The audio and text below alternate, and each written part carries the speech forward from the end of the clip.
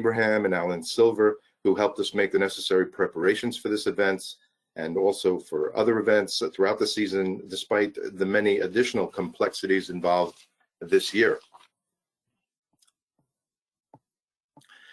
I'd like to introduce our first speaker, who's Jonathan Caplan, who serves as the President and Chief Investment Officer of Caplan Capital Management. He holds a Master of Business Administration degree from New York University's Stern School of Business. He has served as a board member and advisor to many local community organizations. Formerly a Wall Street executive at major investment banks, Jonathan's entrepreneurial spirit inspired him to launch an independent investment advisory firm in 1996. Please go ahead, John, and thank you. Thank you very much, Daniel, and Shavua Tov to all. I would like to thank the Orthodox Forum for giving me the opportunity to address the critical topic of financial planning issues facing Orthodox Jewish families. Just a brief word about my professional career. I'm the founder and chief investment officer of Caplan Capital Management, Inc., a firm that specializes in investment management for high net worth individuals. Before striking out on my own, my career path began on Wall Street with several large investment banks. The latter part of my Wall Street career took me and my family to London, England for a year, running the derivatives and structured products desk for PaineWebber Inc., which is now part of UBS. Earlier this year, I began writing a financial column for the Jewish Link. My column focused on a number of topics related to my investment advisory business, the financial markets, investing, and financial planning. A few short weeks after I began writing my column, an opinion piece was printed regarding the indignity experienced by one yeshiva day school parent. The article was viewed by some readers as a clarion call to fix a broken system. Other readers vociferously defended the process of granting scholarships, accentuating the fairness and confidentiality of the process. My reaction was mixed. I have personally experienced the financial pressures of putting 4 children through the yeshiva day school system. At the same time, I had served many years on the board of the PROBATE Raymond Yeshiva here in Edison, and I know that great efforts are made by the scholarship committee to make the process fair and discreet. Regardless of the merits of either side, heavy tuition costs highlight one of the many financial burdens facing young Orthodox Jewish families. I concluded that I should temporarily shift gears in my column and focus on offering advice to help Orthodox Jewish families better manage their finances. My aim was to educate and encourage them to think more creatively and holistically about the path to financial security. Next slide, please. In this series, I laid out many of the critical challenges facing young Orthodox Jewish families today. Aside from day school tuitions, there are a number of other challenges. These challenges include, but are not limited to, elevated housing costs, high state income and property taxes, costly milestone life cycle events like bar and bar mitzvah celebrations and weddings, kosher food, the recent limitation on tax deductions, and the quest that we all have to be generous givers of tzedakah. In the Jewish Link series, I estimated that the required gross income for a typical New Jersey Orthodox Jewish family of 4 is nearly double that of the average New Jersey family of 4. The cumulative magnitude of all the financial challenges call for an action plan to avoid financial distress. What I am presenting tonight are some ideas to help one better manage these financial challenges. Some in the Orthodox Jewish community have been blessed with affluence and plenty of disposable income to more than offset the elevated cost of living. But I believe that the vast majority in our community acutely feel the financial pressures and are looking for strategies that lead to a more stress-free life. I want to be as clear as I can from the outset. There are no silver bullets. There are no easy solutions, and some sacrifices may be required. But there are a number of behaviors and actions that collectively can make significant improvements. It all starts with a financial plan. Next slide, please. Our firm recently developed a proprietary financial planning tool that can help clients map out a viable and predictable path to financial prosperity. The planning process is dynamic and multifaceted. Financial prosperity requires clients to consider all the factors that go into the planning model: income, expenses, financing, investments, and tax planning. So let us first look at the income side of the ledger. The opportunities to increase income are generally not plentiful. Many couples are already working full-time jobs while struggling to maintain a healthy work-life balance. But when there are opportunities to secure a part-time job, those opportunities should be considered carefully. With the advent of COVID-19, there are perhaps more opportunities than ever to earn extra income working from home. Next slide, please. Turning to the expense side of the ledger, I would venture to guess that many of you do not carefully track your spending activities. Many, if not most, do not prepare a family budget. While developing and monitoring a budget is recommended, one can make small changes in daily behaviors that can improve one's cash flow. So, for example, many of us need a caffeine fix in the morning. This should be considered a non-discretionary expense. But there are discretionary options of how much one needs to spend on this non-discretionary fix. Choosing a Starbucks Grande over a Keurig or instant cup of coffee can cost over $1,000 a year. And if both spouses favor the Starbucks option, the coffee expense line item could be over $2,000 per year. Now, I'm not saying that anyone who drinks Starbucks coffee is being financially irresponsible. What I am saying is that we need to make value judgments and decide whether the additional costs of a premium product are justified in light of the many options as well as the many other demands on our money. There are any number of other discretionary expenses that one should consider, whether alternatives exist and whether the costs of one's current behavior are justified. Just one more example. You decide that you need to get away during yeshiva break week. Many of your friends are going to Disney World, spending thousands of dollars. If the goal is just to have some enjoyable family time, perhaps another Florida destination should be considered, finding activities off the beaten path that cost a fraction of a daily pass to the Disney theme parks, which you've probably already done at least once or twice before. You and your family may find the change of scenery quite refreshing, while the thousands in savings can be put to better use. I once again would like to make my point clear. I do not believe that pinching pennies and cutting expenses across the board will make your life better.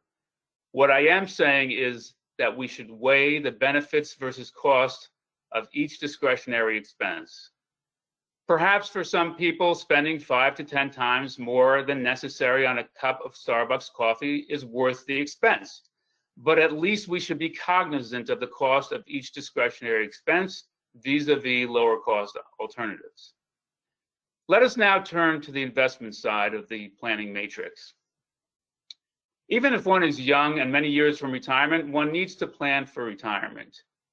There is arguably no better vehicle for saving for retirement than a 401k plan or similar defined contribution plan. These plans are gradually supplanting the traditional pension plan and will play a critical role in preserving wealth and enduring adequate income in retirement. Next slide, please. There are two aspects of a 401k plan that will determine how successful one will be in retiring comfortably. First, starting to put money away in 401k plans early can have profound benefits. Next slide, please. I would like to demonstrate this by looking at two people making 401k contributions for a 20-year period during their working careers.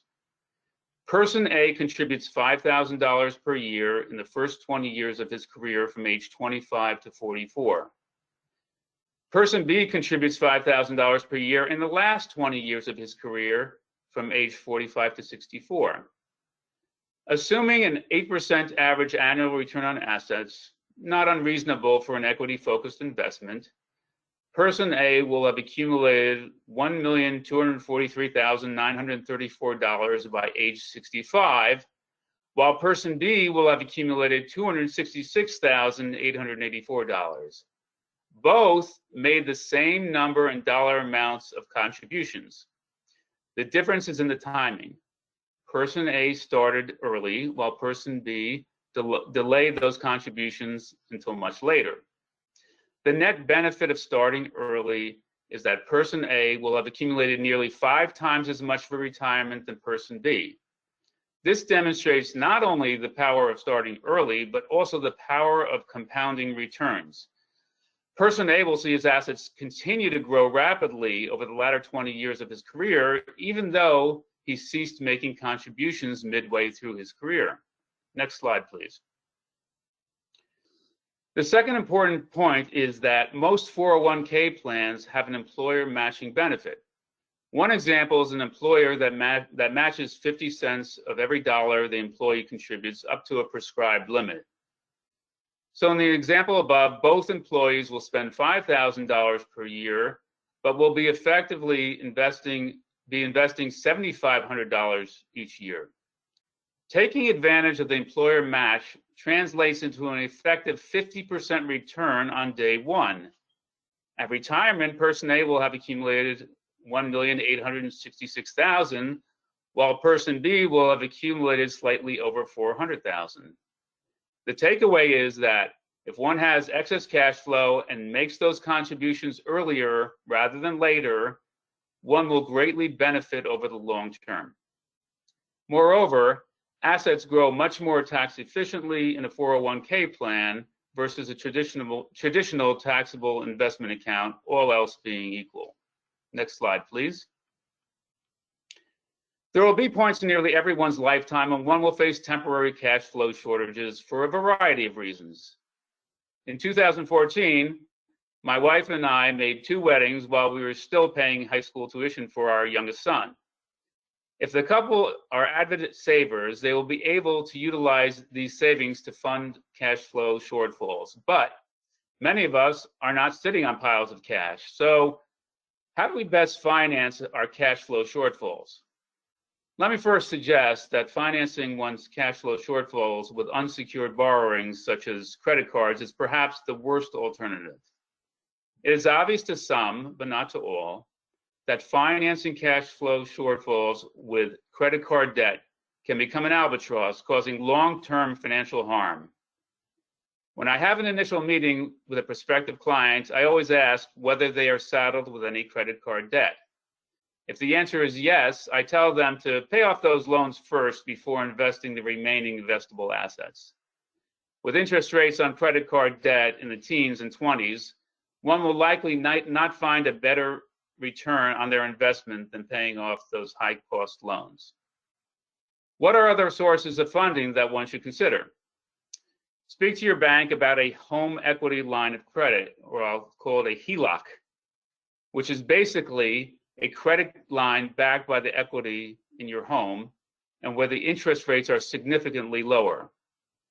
It is probably one of the most convenient and flexible ways to manage through temporary cash flow shortfalls. One other quick thought on efficient ways of borrowing.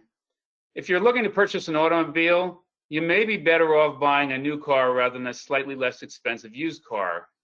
New car dealers can at many times offer very attractive financing terms, while loans on used cars tend to have significantly higher interest rates. Next slide, please. Just to show how quickly one can get into financial trouble, utilizing credit card debt to finance cash flow shortfalls rather than an efficient source such as a HELOC, let us look at what happens if one has a modest cash flow shortfall of $1,000 per year. If one finances that shortfall with a credit card with a 15% interest rate, and that could be on the low end of what is available, the resulting accumulated debt over 20 years grows to $117,800. If one uses a HELOC with a 5% interest rate, the accumulated debt would be only $34,700. In either case, one's total borrowings were $20,000, $1,000 times 20 years. But the accumulated debt from HELOC financing is less than 1/3 of the accumulated debt from the credit card financing route. One final note on borrowing sources. Under certain circumstances, one can borrow up to $50,000 from one's 401k plan and pay it back over 5 years. While there are some pitfalls, you are essentially paying yourself back for the loan rather than paying interest to a bank or finance company. In order to avoid any missteps, one should check all applicable rules with their tax or financial advisor. Next slide, please. The last area I'd like to broach is taking advantage of legal tax strategies in order to reduce one's tax burdens. The limitation of the state and local tax, which I'll call SALT deduction, has been an added burden for people living in high tax states such as New Jersey. The federal standard deduction for a couple filing jointly is currently $24,800. Many people who once had itemized deductions that exceeded the standard deduction can no longer effectively save by itemizing. But there is a strategy called bundling of deductions that allows one to save on their federal income taxes. Next slide, please. Let us say that a couple in the 24% federal tax bracket spends about $20,000 per year on property tax, $13,000 per year on state income tax, and $12,000 per year on charitable donations. Prior to the changes in the tax law, the couple was able to itemize $45,000 in deductions on their federal return. But due to the new limits in the SALT tax deduction, itemized deductions would now be limited to $22,000. That would be $10,000 in the state and local, plus the $12,000 in charity. Thus, the itemized deductions are below the standard deduction of $24,800, so there's no longer any advantage to itemizing. But here's a strategy for maximizing deductions given the new tax law. A couple can bundle 2 years of charitable giving into 1 year by funding what's called a donor-advised fund. In year 1, the couple would contribute $24,000 to a donor-advised fund from which they can make charitable grants over the next 2 years. Thus, they will be able to claim itemized deductions of $34,000 in year 1. That's the $10,000 in the SALT plus the $24,000 of the 2 years of charitable donations, and save an additional $2,200 on their federal taxes. In year 2, one would take the standard deduction of $24,800. Net, the couple will be able to save $2,200 in taxes every other year. Donor-advised funds are easy to open, but have certain limitations. Nevertheless, the strategy has many advantages with minimal downside. Next slide, please. In closing, I would like to reiterate that the financial challenges facing many Orthodox Jewish families are formidable. There are no quick fixes and no easy solutions, but small and consistent positive strategies and behaviors can have a profound impact on your financial well-being well into the future. And one last thought. I believe Americans in general are sorely undereducated when it comes to personal finances. There are many symptoms of this problem. A study by insurance company Transamerica found that the median household has retirement savings of about $50,000. In many cases, prospective retirees need to accumulate $1 million or more to maintain pre-retirement living standards. With fewer companies offering pension plans and with longevity increasing, we all need to become more financial savvy and engage in prudent actions to ensure financial stability and hopefully prosperity. Even if you are already on the right track, be sure to teach your children the value and the importance of financial planning and of making prudent choices with regard to personal finances. I look forward to the Q&A session later in the program. Thank you very much for listening, and I will now turn it back to Daniel. Thank you very much, John. A terrific presentation. And folks, please feel free to avail yourselves of the fact that we have these experts on the panel, and we'll be able to not only answer questions tonight, but also follow up with you at a future date. Contact information will be provided at the end of the meeting, as well as on the recorded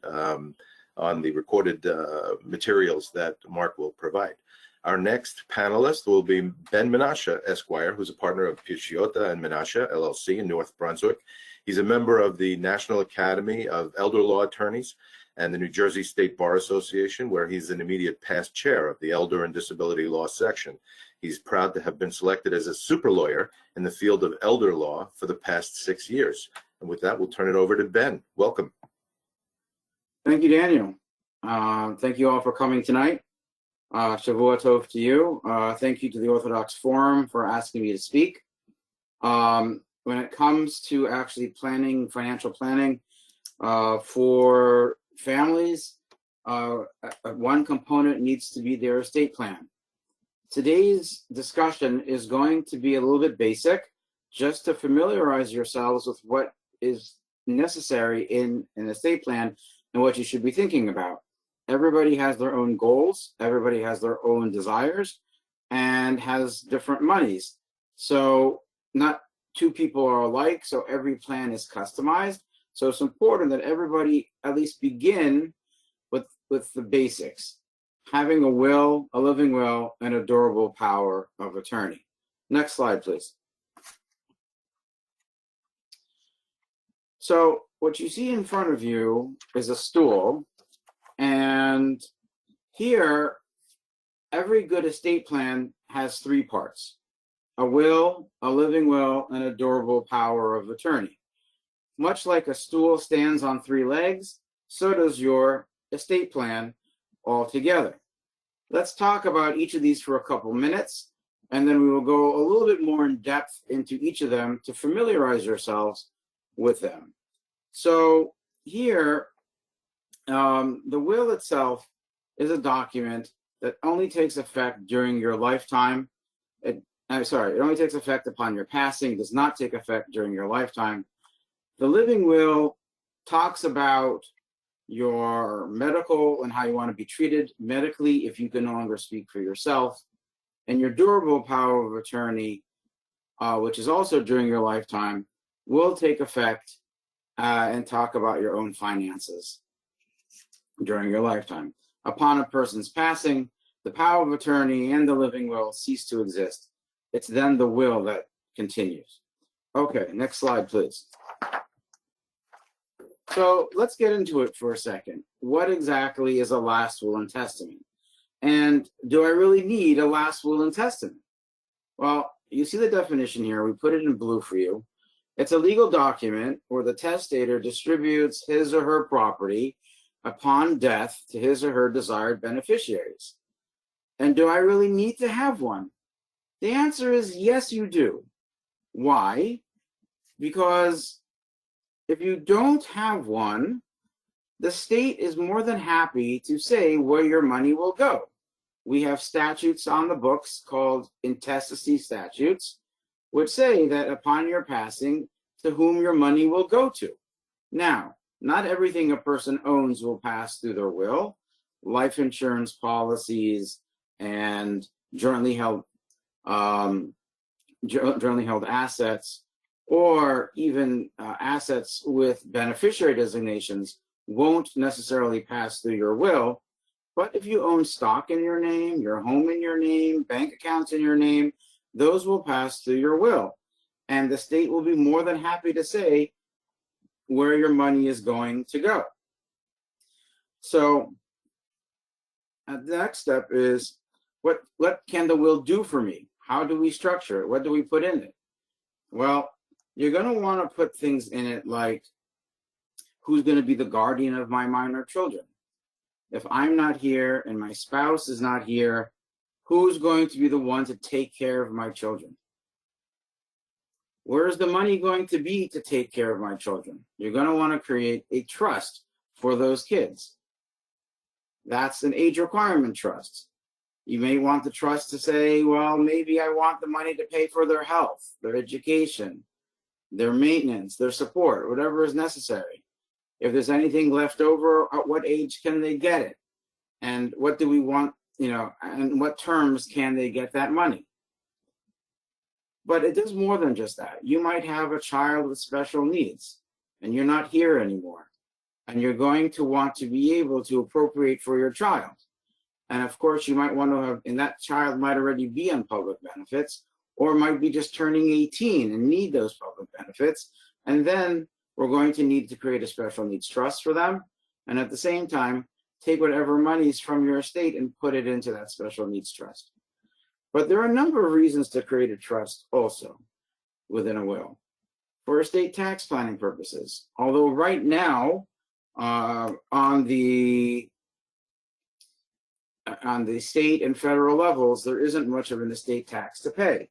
Here right now in the state of New Jersey, there is no estate tax. It was eliminated or actually set to 0% when they brought in the new gas tax under the Christie administration.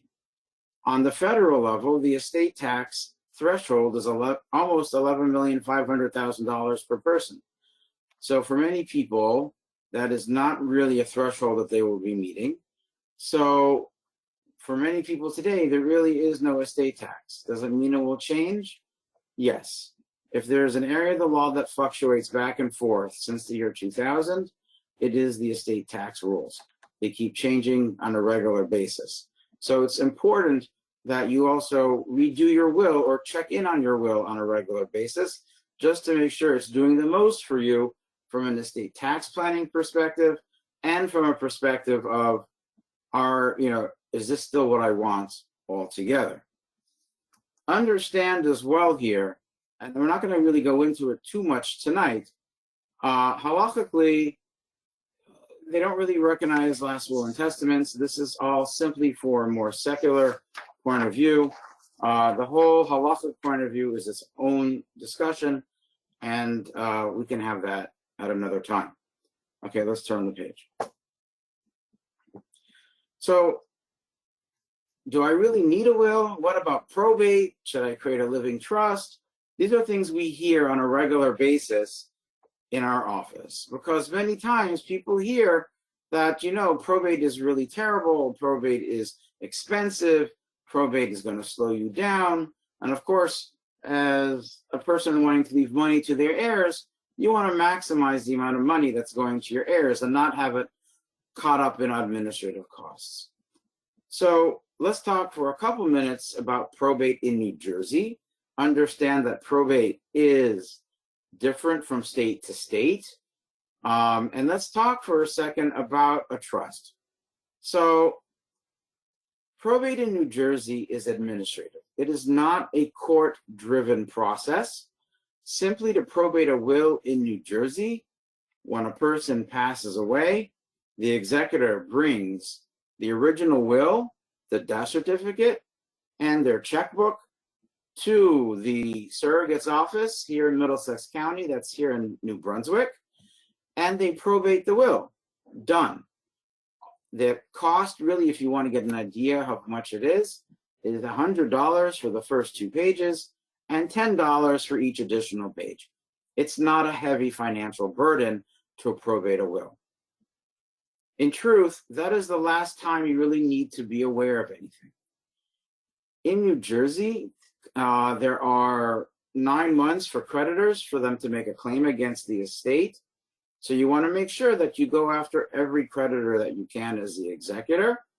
And inheritance taxes are due 8 months after death. So while we don't have an estate tax, if you leave any of your monies, whether it be in a living trust or a will, to somebody who are not your children or grandchildren or your spouse, the inheritance tax is more than likely to scoop it up, unless, of course, it's a 501c3 or a not-for-profit. And there will be a tax on against the monies for the person who is receiving that money in relation to the person who died. So that is the probate process here in New Jersey. A trust may not necessarily be necessary. In many cases, you're going to be creating a living trust. A living trust is a trust that you create during your lifetime that is revocable. Revocable means that you have the right to take money and put it in, take money and take it out, change things around, and to use it as your own. The whole purpose of the revoke, this is not any kind of long-term care planning.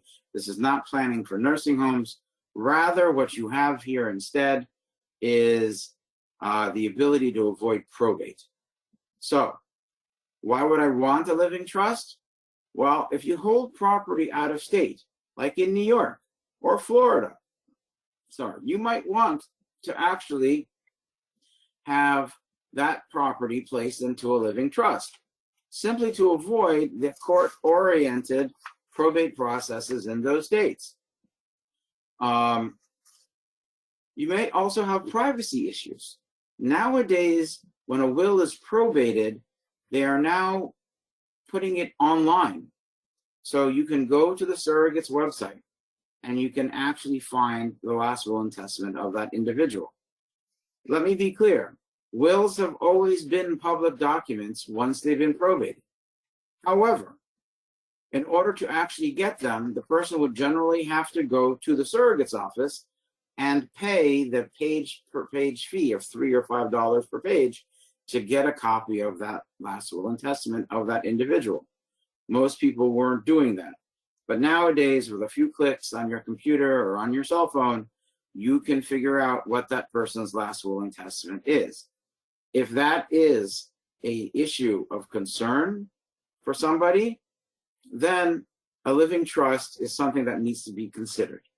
And if that's the case, what needs to be done is you create a last will and testament that pours over your assets that are not in the trust into the trust, and then nobody really knows what your disposition is because it's all in the trust. Next slide, please.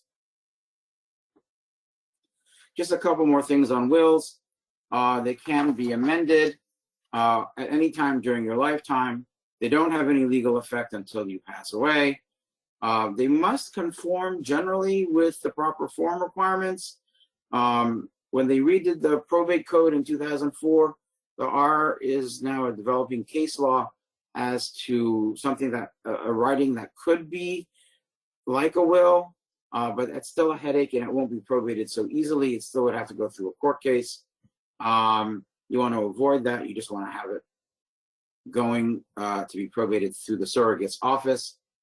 It can be handwritten, but not necessarily advised. Again, it must conform properly. It must be witnessed and contain what's called an affidavit of the subscribing witness. In order, years ago, before 1980, we used to have to go and find the witnesses and have them testify. Now we have certain language that we put into the will. We want to make sure the languages have that, the wills have that language, simply to ensure that we don't have to enter a court case in order to probate a will. Okay, let's go to the next thing. So let's refocus for a minute now on the two documents that actually take effect during your lifetime. And let's start with the power of attorney. The power of attorney is a written document where the principal conveys written authority upon the agent to act upon his or her behalf. That's just a fancy way of saying, I'm authorizing you, agent, to do for me what I could do for myself. But you're restricted to the powers that we give you. In the state of New York, many people have seen the New York powers of attorney, where they're very small, a few pages, because a lot of that form that comes out of New York is explained in their statutes. Here in New Jersey, we don't have that kind of construct. Instead, you have to delineate the powers in the document as to what you want to give. You want it to be durable. Durable means that in the event that the person, the principal who creates it, loses mental capacity, the document remains in force, and that the agents can continue to act upon the, for the, or on behalf of the principal. The power of attorney can be limited or broad in scope. What does that mean? Simply, you can have a power of attorney to cover one real estate transaction. or the power of attorney can have effect over a certain bank account or a certain investment, or it can be as big as you want it to be. It can also be immediate or springing. Immediate means that as soon as it is signed and executed, it takes effect. The agent can use it. Or springing means something has to happen first in order. Two doctors say that the person is, the principal is incapacitated, for example, before it comes into being. A few other things to think about in your power of attorney is that you want to make sure that there's gifting authority in it. In the state of New Jersey, we have a statute that says, unless the document doesn't say it, gifting authority will not be given unless it's clearly written into the document. Now, if a person is incapacitated and they need to do gifting for estate tax purposes, or even for long-term care purposes like Medicaid, you want to have that authority. You do have to be careful about it, though, because you have to be able to trust the person to whom you're appointing to be your power of attorney, because you want to make sure that that person is not going to just gift to themselves at the expense of you. So we have to have that discussion when we put the document together to ensure that the person who we appoint is trustworthy and whether we really want to convey gifting powers to that person. You want to be aware of computerized legal forms like LegalZoom, because when they draft those forms, they don't draft them specifically for the state of New Jersey. And they sometimes will curtail some of the powers that you might need down the road. So you want to make sure that you go to an attorney who knows what they're doing and is able to properly draft a proper power of attorney for you to take care of what needs you might have in the future. Now, here in New Jersey, if it's sitting in your drawer for 10 years and suddenly your agent needs to use it, the financial institutions have the right to say, we are not going to recognize the document. Too much time has gone by. In fact, from years 1 through 10, there is a reasonableness standard, which is the worst word you could ever use in the law, to be reasonable, meaning they don't have to accept it if they think it's too far along for them to do so. So that can create its own problems. So again, as you update your estate plan and you go through it every so often, you're going to want to update your power of attorney simply to ensure that it is as current as possible so that if and when it is needed, it will be able to be used. Okay, next slide, please.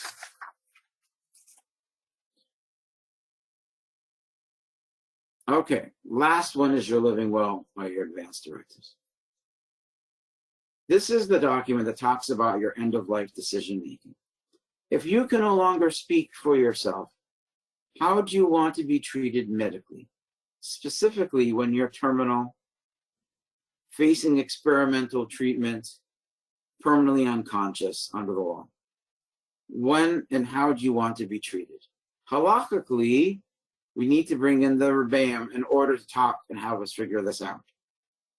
So in the state of New Jersey, in order to figure out what your intent is, it needs to have be clear and convincing evidence. Clear and convincing evidence, at most, is something that is written.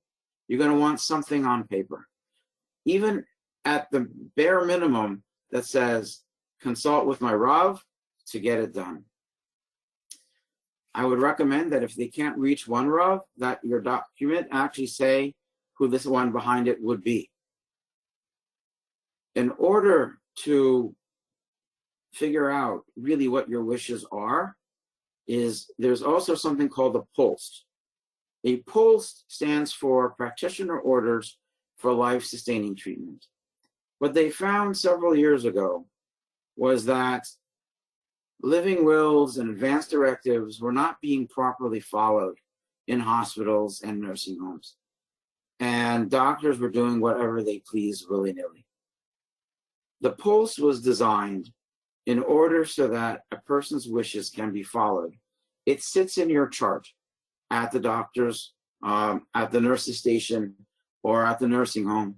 And when a person's health is waning, and they want, it lets everybody know exactly what their wishes should be as much as possible. So we encourage people to put together a pulse, but not so soon, more or less, more towards the end of life. Because what we're beginning to see is that these hospitals and nursing homes are putting priority on a pulse above that of the living will, which is not how it's supposed to be designed. So these are just a small taste of what needs to be done for your estate plan, your will, your living will, your advance directive. You want to make sure that your wishes are followed. You want to make sure that your desires are put down on paper so that we know and we can execute them and follow them when necessary. Thank you guys again for having me tonight. I really appreciate it. And I look forward to any questions that you might have. Thank you very much, Ben. This has been really terrific, very informative. And there was a couple of points there that I'm sure I wasn't the only one to say, oh, I got to talk to Ben about this. So I'm sure there's a lot of people out there that benefited from this and also from John's presentation. And in order to keep with our schedule, we're going to move right along. And I'm going to cover a few things in about 10 minutes. And then we're going to go to the Q&A. So everybody, I see that the attendees have been holding very steadily. That's terrific. We want to kind of keep it that way. So one of the topics that we wanted to cover tonight is about long-term care insurance. It's something that is not well understood by the public. So we go to the next slide. And another one, if you please. Thanks. So one of the things we want to do is maintain financial security. With broad topic, we want to retire comfortably, want to be able to care for loved ones and weather any financial storms. Next slide. And let's face it, that something could put us out of commission, whether it's through the illness or cognitive impairment or an accident. Next slide. And that this need for long-term care or an event that means that somebody has to be put into a long-term care facility or be cared for, it really affects the whole family. Next. We're going to define long-term care as a variety of services and supports to help meet personal care needs over an extended period of time. Long-term care may involve non-skilled personal care assistance, such as help performing everyday activities of daily living. Next. And those activities of daily living we're going to see as a recurring theme. And basically it's bathing, dressing, going to the toilet, transferring to and from bed or chair, caring for incontinence issues, and for eating. And I'm just going to basically talk about this independence idea. We're going to hope that every time you select with your insurance professional any type of coverage, that it's appropriate for your needs. And that might really point towards maximizing your independence. And you got to be sort of operating under the assumption that all the coverages that you decide to purchase have to sort of work together. And long-term care isn't the be-all and end-all. It's just one of the many components that will help you maximize your independence. Next slide. Let's talk about where people receive care. I like one of them was yoga in the park. It's a great place to receive care. It's a great place to stay healthy also. And I'm just going to focus that the best thing that we can hope for is that anytime there is a long-term care event, meaning a loss of 2 or more activities of daily living, that we're going to have that care take place at home. And that might mean that we need somebody to come in to help us get the day started for an hour in the morning, administer medications, and then that professional or another can return later in the evening when the person needs to retire. But for more severe impairments, there are other facilities that can help. And we're going to talk a little bit about the ways to pay for that. Next slide. Just want to focus on the right side of the equation. There's $22 an hour is a reasonable cost for have a home health aide come to the home. And long-term care coverage is one of the things that will help pay for that. If a person did need an in-facility treatment or care, the cost is significant, and it comes to average, let's say, $275 a day. So it's very, very significant cost. And that's why I think most of the people should be relieved that a lot of times it's really just about getting some help at the beginning and at the end of the day. And those are some of the risks that we need to make sure we address. We may not be able to address the $100,000 a year risk because its cost could be prohibitive to purchase insurance for that amount, but maybe we can cover some type of happy medium. Next slide. Talking about how to pay for it, we'll go to the next slide. All of these Medicare, Medicaid, government programs, disability and health insurance, they don't give us the depth and breadth of type of choices that we'd want if we were to require some sort of assistance. So we just are aware that they have, of course, for the extremely poor, there are provisions made, but we need to be aware of the fact that we kind of can't rely overly much on governmental programs. Next slide. So one of the things we can do is we'll call Ben and say, do I need to establish a special trust to sort of insulate my assets? And how's the best way to approach that? And for our savings, we call people like John to sort of, how can we amplify our savings and give the biggest bang for our buck and have the best possible outcome down the road? And do we need to liquidate all our assets? The answer is no. As long as you have certain types of coverages in place, you may be able to retain a lot of your assets. Next slide. Next slide. Next slide. And we want to preserve our assets and take advantage of certain potential tax advantages there are, because the government does want to make sure that people who are in need of such care don't become a public charge. Next chart, next slide. And the next slide. So keep it one more if you would, please, Mark. Thanks. Be aware that if you own a business or if you have some sort of influence on the type of benefits packages that are made at your company, there may be tax advantages to the employer as well as to the employee on how you approach long-term care, and there could be certain benefits to having that discussion. Our firm is one of the specialists in that area. Next slide. And we talked a little bit about maintaining independence and relieving the emotional burden on loved ones as well. If we make these provisions ahead of time, it goes back to, in my mind, I think about Psalm 146, about strengthening the widow and the orphan, and there's this kind of thing where we think ahead of time. And it's kind of all common sense stuff too, that your parents have told you and that your grandparents have told you about thinking ahead. This is one of the tools that you can do, is talking about long-term care insurance. Next. And talk about it with loved ones, with colleagues, talk about it with a financial professional. Next. And we'll go to into a different area. We're going to talk a little bit about what's my biggest asset. It's the ability to make income. Next slide. Next. We want to define financial well-being, and we just talk about having control over your day-to-day and your month-to-month finances. It's good that we're on this slide now. The value of your income is really important, because if we go even to the next slide, we can see that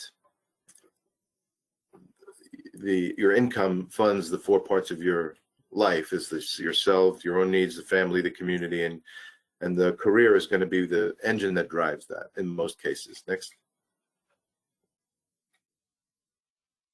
One way of calculating, well, okay, let's say a person makes a certain living, I'll pick a number, $50,000 a year, and they're going to work another 20 years. So they can say that they may wish to insure $1 million worth of income. That's one of the things that they can think about insuring. Next slide. We insure our house, we insure our car, we insure our jewelry. Why not insure our income? Because that's really the biggest asset that we're likely to have, especially when we talk about people in their 20s and 30s. They're really going to be earning monies over the next 30 or 40 years. It comes up to a substantial sum. People in their 40s, 50s, and 60s may be earning the highest monies of their lifetime, and they too would need to think about it and put some sort of solution in place. Next. Next.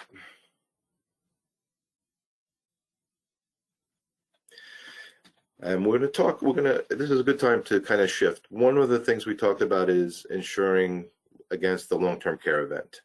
Another thing we talk about is insuring against if a person became disabled due to illness or injury. And now we're going to really shift gears a little bit and talk about what if we're neither sick nor injured, we're just not here anymore. And one of the days, it's not a question of it, whether or not that's going to happen. We all know we got to go sometime. And I think what the life insurance discussion helps us with is to sort of better understand it and to see how much is appropriate for us. And really, there are a couple of different times. So in the interest of time and making sure that we have enough time for Q&A, I'm going to ask Mark to advance some slides until we get to a bit more detail in the life insurance section. You can keep going through. You'll see when it comes to the conclusion of the disability discussion.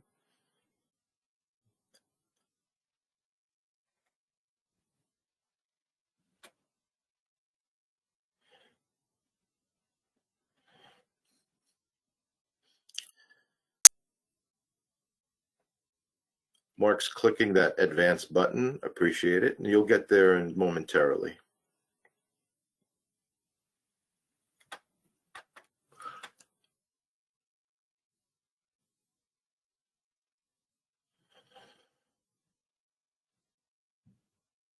These materials also we can do on one-on-one Zoom calls if you wish, as well as I'm sure my other colleagues on the call will be able to do that as well for you.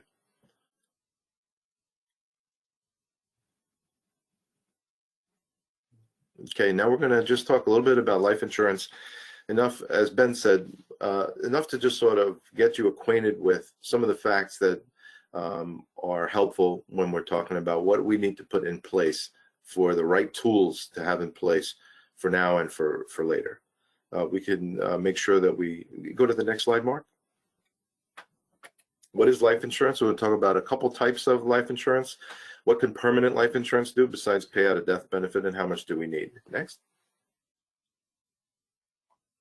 It's a financial product that provides death benefit to identified beneficiaries upon the death of the insured. And I want everybody on this phone call, if you please, just make sure you write down a couple of to-dos. One of the to-do items is to go over your beneficiaries on all your 401k, your IRA, and on your life insurance, whether it's on the job or whether it's something that you hold personally. Next. And the insurance death benefit, it comes income tax free to your heirs, and it could be done for income replacement purposes, to eliminate debt, and to pay for future expenses of your family. There's another purpose that's not listed here. Life insurance is also a tool for business partners as well. Should one partner pass away, the other partner can pay off the heirs and then become the owner of the company, and then the heirs don't have to worry about helping to run the company that mom or dad used to run, and they basically have had a guaranteed cash out. And that's called a buy-sell agreement, and your attorney can help you with that. And next. Who should consider life insurance? Anybody who really has anybody that depends on them. Next. And we buy insurance with three things: youth, dollars, and health. So the younger we are, the healthier we are, the lower the premium will be. The two types are term and permanent. Next. And you've seen this probably in discussions and literature that they can go from 10 to 30 years if you buy term insurance, and there's no cash buildup. Next. And then permanent life insurance, there's a couple different types there, but mainly we want to think about that it's really useful for cash accumulation in a tax efficient way. And then this way it has a living benefit, just like the disability policy does, as well as a death benefit. Next. Next slide. It's a bit of a comparison chart, just goes over what we just said. Next. And think of life insurance as a portfolio, part of your portfolio. You have retirement accounts, you have real estate, you have other investments, and life insurance portfolio. One of the advantages of a whole life policy is that it's probably the only product in your portfolio that's guaranteed to go up every year. Next. You can use it for any purpose, and you don't have to wait till you're 59 and a half. Once the cash builds up in a policy, and that takes a few years, mind you. It's not like you put $1 in and the next day you can take $2 out. But if you put money in for 20 years, you can bet that you can take out just about everything you put in there in the subsequent 20 years. You can use that money for retirement planning, college funding, or any reason that you see fit. If you pull money out of a life insurance policy, it's basically a matter of calling up the insurance company. You have the cash in a week, and it's not like you can borrow against the policy as well and have the option to pay it back as well. And it's a flexible thing. To talk a little bit more about what John talked about in the early part of the program, where if you have a future education expense, let's say it's in 10 years or in 15 years for your children, this is one of the things that you can use it for before you turn age 59 and a half. So you don't have access necessarily to tax-free withdrawals from an IRA or 401k, but you would from a whole life insurance policy that's properly funded. Next. So part of your retirement plan is to work with your financial dream team, including my esteemed colleagues on the call tonight. Next. Next. Next. And now, if you want to just think about, a person makes $100,000 a year, that's sort of, if it takes 10 years for a family kind of overcome the shock of the loss of a breadwinner, then, $1 million is not uncommon for people to purchase those types of policies. If the premium for the policy is too much for a whole life policy and you want to split it up, part-term policy, which is less expensive than a whole life, by all means, just keep in mind that the term policy is not going to accrue any cash, and that it'll be done in whatever the specified period is. Next. Next. Just the last part about what we talked about in the life insurance can be purchased through an employer most efficiently. There's often no underwriting to be done, and just a few clicks of a button as soon as you get employed or at the start of a new year perhaps, and you can be part of a group term life insurance policy that's very cost effective, especially for younger people. As you get older, that cost goes up. If you ever leave the job, you will find that it's not always that easy to port that insurance over to your private portfolio. So we can help you with that if you want to kind of talk through that. I'm a fan of group life insurance policies, and we also sell them to companies. But I mean, if you're working at a firm that has them, it's a terrific way of getting coverage, and it's not the be-all and end-all of coverage, but it's something that is oftentimes very, very helpful to many families in a low-cost way to get a substantial guaranteed death benefit for at least a while, and then look at your other needs separately. Next. And we're going to wrap up in a couple of minutes and then go to the Q&A. And I want to thank everybody who's staying on the call. It seems like all of our attendees have managed to stay with us through this hour. Very, very encouraging. And look, when you call any of your dream team of professionals, like John, like Ben, myself, somebody that you're already working with, think about recent life events. Has your health improved? If you've quit smoking, you can change your policy that you were earlier listed as a smoker. Are your beneficiaries up to date? Can't overemphasize the importance of that. Just a case in point on that, if a person has been, let's say a case of business partners who's split up, go their separate ways, and they forget to update the beneficiary in their policy. Couples who divorce and they forget to update the beneficiaries in the policy. You want to make sure that what's in your heart is what's on the page. And whenever you go to any of the professionals on this call or any other, tell them what's in your heart and what your goals are, and they'll help you figure out the legal aspects or the investment professional terminology in order to accomplish your goals. And if you have a team of financial professionals and you have maybe more than one person to deal with, that's helpful. This way you know that if one person is on vacation or is out of pocket for one reason or another, you have somebody else to talk to. And the carriers that you use for your life insurance or for any other insurance for that matter, there's ratings agencies that help you decide which ones are strong ones. I'll just share with you that in the United States in general, in New Jersey in particular, that the insurance companies, the insurance industries are traditionally very strong. They publish all of their standings, and so you should be able to find them out. I can provide them to you as well. And this is a good way for you to kind of feel for it. Do I have good confidence in the insurance company that I do business with? Next. Just remember there's term and permanent life insurance, and the main category of permanent insurance is something called whole life insurance. And it's a way where you can build up cash and use it before you age 59 and a half, and also make sure that you have it in place up until age 120 if you so desire.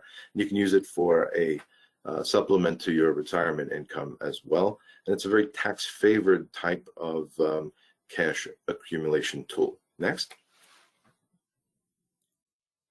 And that concludes that part of our program, and we're going to turn it back over to Mark for launching the Q&A portion. Please go ahead, Mark. Well, thank you. We'll also invite our presenters to unmute and come back on video. All right, I see 3 out of 4. We're almost there. All right, Ben. So I have a few people who have raised their hand, and I assume they want to ask a question. So I'm going to call on you one at a time and unmute you, if that's okay. Let's see if I can do that.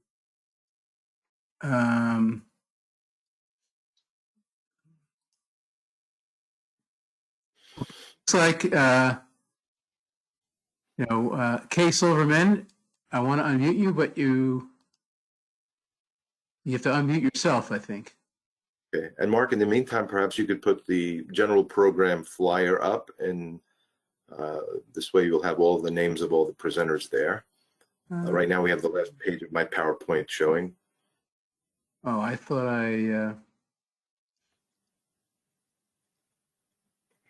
did off altogether. I thought we'd show it this way. Okay. I'm having That's fine. difficulty unmuting. Let's see, people who want to ask questions. You can type in your questions, but I'm having trouble unmuting people.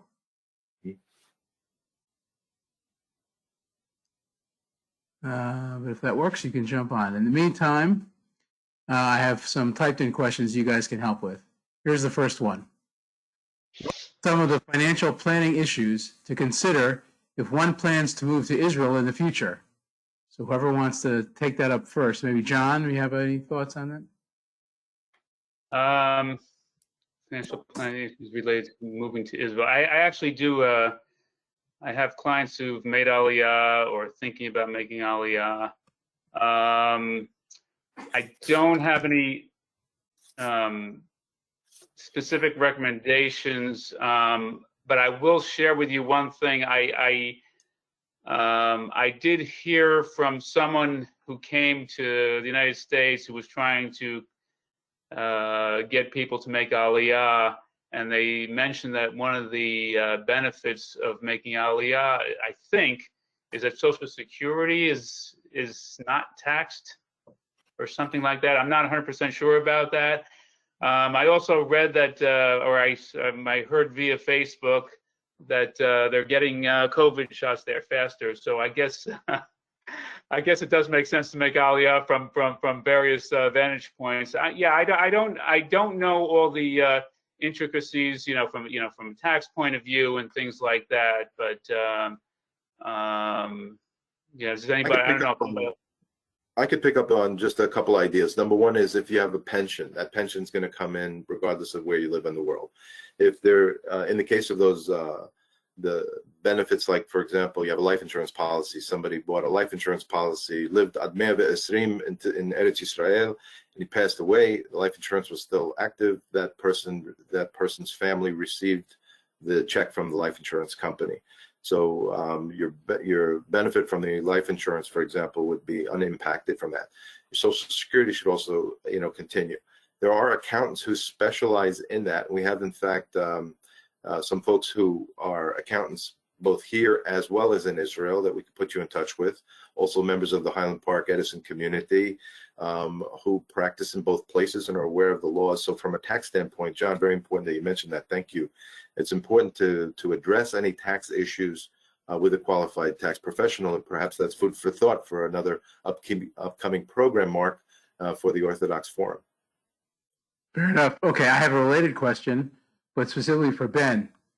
If a trust is advisable to cover out-of-state property, what about out-of-country property, such as in Israel? If one owns property in both countries, do we need wills in both countries? You will need wills in both countries. A will has to conform with the rules of that land. And if the American will doesn't conform with what's required in Israel, you're going to have a separate will in Israel for your land or whatever is necessary over in Israel. Likewise, a trust, that's a little bit different. But again, it would have to work both the American rules and the Israeli rules at the same time. So it's going to be much more complex. Okay. Again, I have people who raise their hand. Okay. And the other question is, I heard long-term care policies may not be applicable in a foreign country. Do you know if that's true? So there is a case to be made for the fact that it depends on what country. So certain countries have more transparent relationships and insurance to provide for ongoing care. I would say we'd have to look at the individual policy and different riders that are in the policy to see or exclusions to see what's applicable. More often than not, though, nowadays, you may already be speaking about a policy that's already been purchased, in which case it's easy to find out. The next part would be any new policies that you get going forward. The ones that really are sort of being purchased today are not straight out long-term care policies, but rather hybrid type of coverages where it's a life insurance policy with a long-term care rider, and those have specific guidelines as well. The last part is that there are also investment products that perhaps John can also talk more about, where there are riders in an annuity that provide for nursing home care event, and those would also specify the locations, any limitations on that. Good question. It's something that would be very policy specific. Okay. So Kay, you had a question. I unmuted you. You have to unmute yourself if you still want to ask a question. We do. We do. Okay. Go ahead. In terms of inheritance tax, would that apply to a stepchild, a stepson? And what is the limit above which inheritance tax clicks in? Do you know? So that's a good question. A stepchild is a Class A beneficiary, so they are exempt from from inheritance taxes. A step grandchild is a Class D beneficiary, and they're taxed at the highest tax rate, which is once that step grandchild were to get $500 and above, it's taxed at a rate of starting at 11%. Okay, thank you. Okay, I have a Shira who has a question, but you're self-muted. Maybe you can unmute if you still have the question. I don't know. Or if there are other questions, I can take typed in questions. No.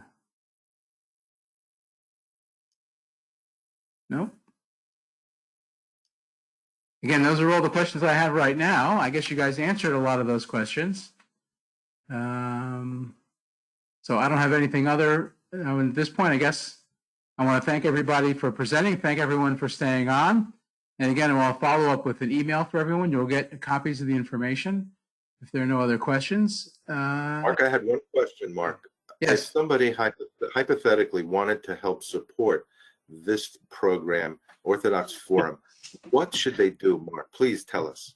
Yes, so they can go to our website, which is in the email address and all the announcements. So they can basically, send a check, and that information is also, the best is on the website. If I can pull it up just a second. But yes, we rely on, certainly on donations from the community. That's what supports. Tonight, again, the presenters were all willing to do this free of charge, but there are sometimes the scholars we bring in, we give them an honorarium for that work. So again, we appreciate all donations. The email will have all that information in it as well. Thank you, Daniel. And that's the best way to handle that. All right. With that, again, thank everyone again for joining, and have a good evening. Okay, all the best. Thank you so much, Mark. Thank you, everybody. Appreciate it. Thank you for having us. Have a good night.